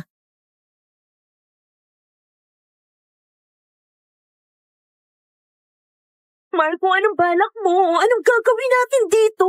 Dito natin siya tatapusin. Dito magwawakas ang lahat ng gulo. Ha? Ano? Ano pinagsasabi mo, Marco? Balo ka ba? Hindi na siya ang pinsan natin! Isa siyang aswang! Patay na si Marie! Pinipilit na lang natin ito. Pero ang totoo, bata pa lang tayo, wala na siya. Pero hindi natin to kayang gawin. Kahit pa masama siya, kahit pa aswang siya, hindi natin pwedeng gawin to. Hindi kakayanin ng konsensya ko to, Marco. Sofia, isipin mo nga noong una natin siyang nakita. Kumakain siya ng tao. Humilom ang sugat niya ng kusa. Lakas niya galing sa laman ng tao. Akala mo ba matitiis pa niya ito? Pag hindi na niya nakayanan, pilit na kakain niya ng tao. Papatay. At kapag nangyari yun, ano mangyayari sa atin, ha? Pati tayo pagtatakpan na rin natin siya. Marco, may iba pang paraan. Huwag naman ganito. Humihinga yung papatayin mo eh. At saka, bakit ka nagkakaganito, Marco? Dati lang kung maipagtanggol mo siya sobra. Pero bakit ngayon gusto mo na siyang patayin? Dahil nung una, nararamdaman kong hindi niya gusto maging aswang. Pero ngayon, hindi ko gusto na nagiging masama si Lola at Ricardo dahil sa kanya. Pero Marco, baka naman may iba pang paraan. Marco, gusto ko lang matulungan kayo. Anong ibig mong sabihin? Marie, ano pa yung sinasabi mo? Bakit lagi yung sinasabi na gusto niya lang kaming tulungan na para sa amin to? Ano ba? Nung mga bata pa tayo, hindi lang ako ang kinidnap, kundi tayong apat. Ano? Tayong apat? Nang matagpuan tayong walang buhay, Lahat tayo patay na. Pero ayaw kayong bitawan ni Lola. Ayaw ng mga magulang ninyo. Sinubukan nila lahat ng paraan pero wala. Hanggang sa nakipagkasundo sila sa pinuno ng mga aswang para iligtas tayong lahat. Anong kasunduan? Pumili ang aswang kung sino sa atin ang magpapatuloy ng kanilang lahi. At ako ang napili. Dahil sa akin nabuhay kayong muli. Kaya ako kayo tinulungan, Marco. Para makalimutan niyo ang nangyari. Ayoko lang na malaman niyo kung anong totoo. Kung anong nangyari sa atin. Patawarin niyo ako. Para akong naging estatwa. Hindi ko alam ang sasabihin ko. Ngunit muling bumalik ang galit sa loob ko. Marahil dahil ayokong maniwala. O sabihin na lang nating hindi ko matanggap ang kanyang sinabi. Tulungan? Tulungan? Matapos mo kaming daling sa ganitong sitwasyon. Matapos mong gawing kriminal si Chucardo. Matapos mong sirain ang pamilya namin. Hindi ako naniniwala sa'yo. Niloloko mo lang kami. Marco, ano ba? Tumigil ka na, Marco. Habang nagsasalita si Marie, ang mukha ko ay napuno ng galit at pagkalito. Hindi ko siya pinakinggan. At sa isang malakas na tulak, nahulog ang nangihinang katawan ni Marie sa mataas na bangin.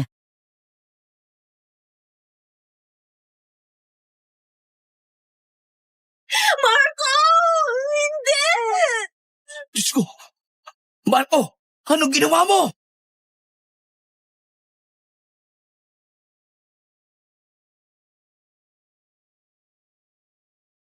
Sa ibaba ng bangin kasama ang nangangalit na dagat, nakita namin ang katawan ni Marie na wala ng buhay. Bumagsak ito sa mga bato at unti-unting nilamon ang mga alon ng kanyang katawan. Napuno ng katahimikan ang palayan. Walang imik ang sinuman. At tanging ang ugong ng dagat at ang aming paghinga ang naririnig. Ilang sandali lang, napansin namin ang kakaibang paggalaw mula sa ibaba. Ang katawan ni Marie, na tila nalunod na, ay biglang kumibo. Nagsimulang magtaluskos ang kanyang mga buto. Umabot ang kanyang mga kamay sa lupa at dahan-dahang lumaki ang kanyang katawan. Ang mga kuko niya ay naging matulis at mahaba. Ang mga mata ay nagbago at naging dilaw at ang balat niya ay naging maitim. Ang mga ngipin niya ay naging matalas, parang pangil, at mula sa kanya ay naririnig naman ang isang nakakakilabot na huni. Hindi. Patay na dapat siya! Takbo! Marco! Sinabi ko na sa'yo! Hindi mo sana ginawa yun! Hindi ko alam. Akala ko matatapos ang lahat. Pero hindi mo siya dapat tinulak. Aswang siya! Hindi siya basta namamatay sa ganun. Shit! Anong gagawin natin? Tumahimik kayo. Siya ang may kasalanan ng lahat. Siya ang dahilan kung bakit nagkagulo ang pamilya natin. Sa gitna ng aming pagtatalo, isang malakas na dagundong ang pumuno sa hangin. Nayanig ang lupa at lumitaw sa harapan namin ang halimaw na si Marie. Ito lang palang dapat mangyari. Para tuluyang mag-ugbong ang katawan ng babaeng to. Napakahabang taon akong naghintay. Sa wakas! Hindi na siya si Marie. Siyang... Mabilis siyang kumilos at ang kanyang mga mata ay parang dalawang dilaw na ilaw na nakatutok sa amin. Bilis! Sofia! Eman! Hindi siya tao. Hindi natin siya matatakasan. Kasalanan mo to, Marco! Kasalanan mo to! Tumahimik ka! Wala na tayong oras sa pagsisisi. Kailangan nating mabuhay. Sa pag-abot namin sa truck, mabilis kaming pumasok. Sumakay si Emma sa driver's seat at pinaandar niya ang makina. Ngunit huli na ang lahat. Biglang may malaking bagay na humarang sa harapan namin.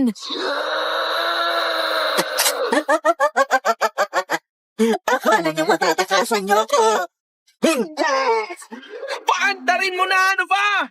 Sagasaan mo na yan. Shit! Ayaw umandar eh! Ano? Diyos ko, anong gagawin natin? Lumabas kayo!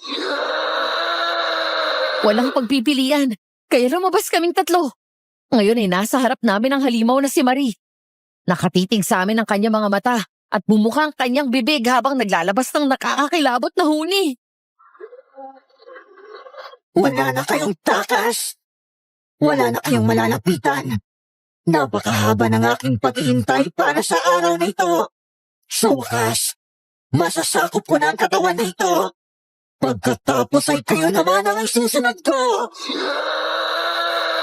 Sa sandaling sinabi niya na yon, biglang sumugod ang halimaw.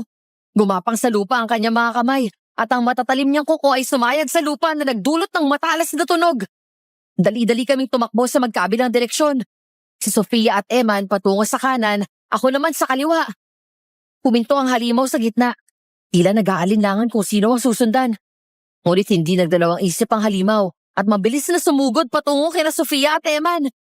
Narinig ko ang nakakakilabot na huni habang sila'y tumatakbo at ang pagyayanig ng lupa ay nagdudulot ng pagkabingi sa akin. Bumalik ako sa aking mga yapak at tumakbo patungo sa kanila.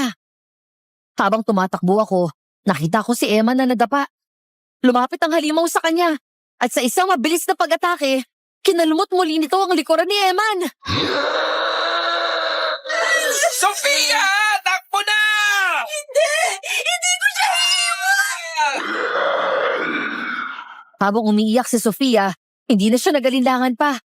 Kinuha niya isang malaking bato sa tabi niya at binato ito sa ulo ng halimaw.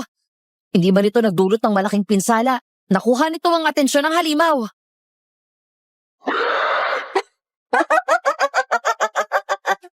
Akala mo ba? Isang malit na bato na ang makakapagpigil sa akin. Tara na, bilis! Hindi ko na kaya.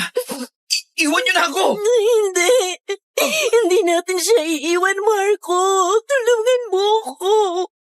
Alam ko, kaya natin to. Kailangan natin sila, Lola. Baka alam nila kung paano tuluyang mapapatay ang aswang. Patawarin ninyo ako. Hindi ko kayo dapat sinama dito. Tumigil ka na! Wala tayong panahon dyan.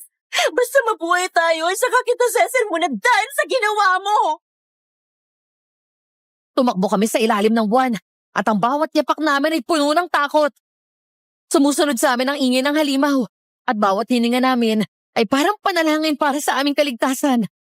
Biglang may narinig kaming yabag at doon namin nakita sina Lola Mara, Aling Isay at Mang Berting.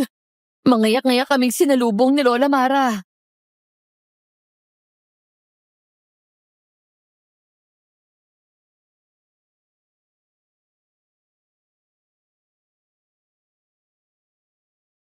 Ay, mag-apo ko. Mabuti na ba't nakita ko kayo. Nasaan ang pinsan nyo? Nasaan si Pare? Bakit nagkaganyan kayo? Ano bang nangyayari? Lola, mabutit nandito na po kayo. Eman, anong nangyari sa'yo? Sugatan ka. Ricardo, si Marie po, si Marie. Lola, patawarin niyo po ako. Ano bang nangyari sa inyo? Nasaan si Marie? Bakit ganyan ang itsura nyo? Lola, patay na po si Marie. Ano? Diyos ko, Berting, ang anak natin, tita. Hindi na po siya si Marie. Ano ba kasi nangyari? Nasaan ang anak namin? Anong ginawa niyo sa kanya? Lola, tita, tito, hindi ko po alam kung bakit nagawa ko ang lahat ng ito. Akala ko po ay matatapos ang lahat. Akala ko po ay makakatulong ako, pero hindi. Hindi na po siya ang kilala nating Marie. Isa na po siyang halimaw. At Lola, hindi tama na gumagawa kayo ng masama para sa kanya. Ginagamit lang kayo ng aswang na yon. Tama po si Marco. Alam na po namin ang totoo.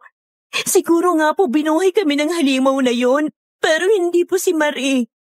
Pinarurusahan lang siya ni Marie para pagtuluyan ang naging aswang. Kami naman ang kanilang sasakupin.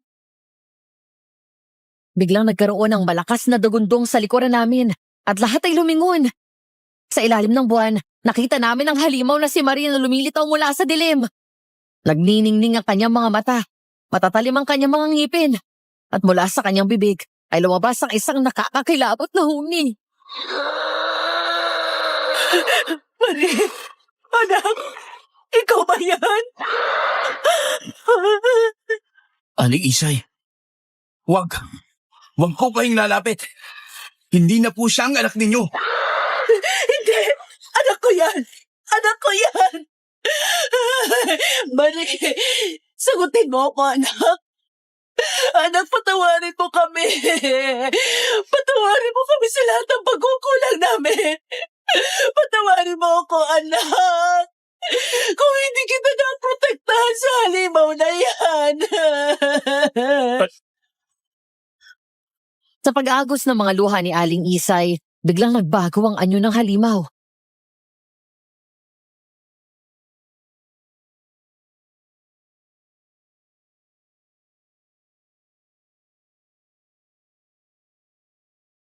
Dahan-dahang naglaho ang matatalim na kuko at ngipin.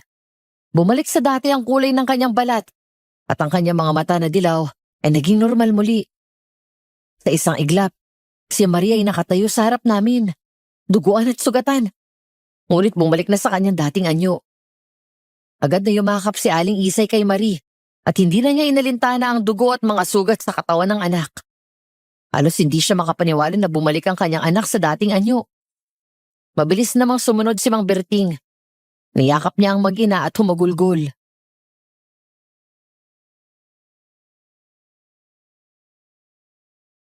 Anak, akala ko wala ka na. Patawad po. Pero, hindi ko na kaya. Ayoko pang maging masama.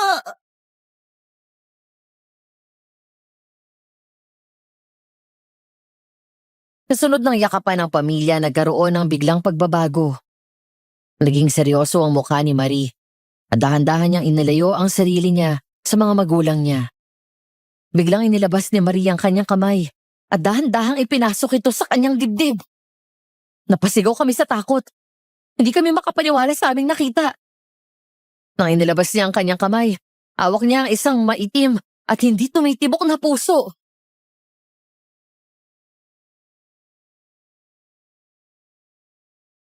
Hindi na ito tumitibok, ma. Matagal na po akong patay. Ito po ang totoo. Matagal na pong wala ang anak niyo. Patawarin niyo ako. Alam kong gusto niyo lang akong makasama, pero hindi na po ito tama. Marie, patawarin mo ako. Kasalanan ko to. Hindi ko dapat ginawa yun. Hindi, Marco. Salamat. Salamat sa ginawa mo. Dahil sa ginawa mo, naging malaya ako. Sa wakas, makakapagpahinga na ako.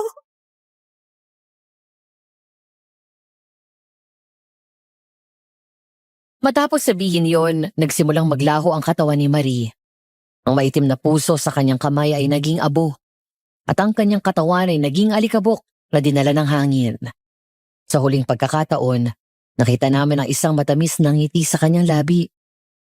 Ang lahat ng aming pinaniniwalaan ay nagmistulang bula. Ang akala naming simpleng kwento ng aswang ay ngayon naging isang komplikadong krimen na hindi namin maintindihan.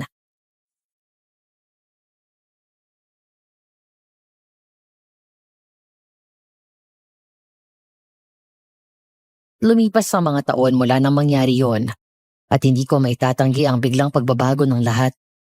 Pero hindi rin namin maitatanggi na maraming bagay sa mundo ang hindi bukas sa mata ng ibang tao.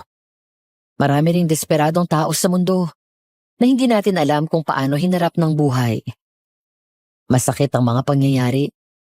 At sa totoo lang, hindi ko alam kung anong nararamdaman ko. Ngunit nangyari ng lahat. Sana lang ay may pag-asa pa kaming makabalik loob sa Diyos.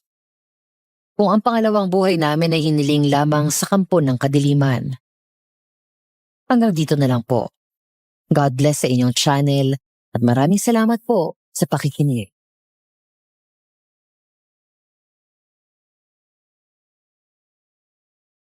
Para sa mga listeners natin dyan, kung ang isang paslit na bata ay ipinagkait sa iyo ng mundo at basta pinaslang ng mga walang pusong tao, kakayanin niyo rin bang talikuran ng liwanag para makipagkasundo sa dilim? Paki-share at i-comment sa ibaba ang inyong saloobin. Huwag matakot na ibahagi ang inyong mga pananaw at nararamdaman.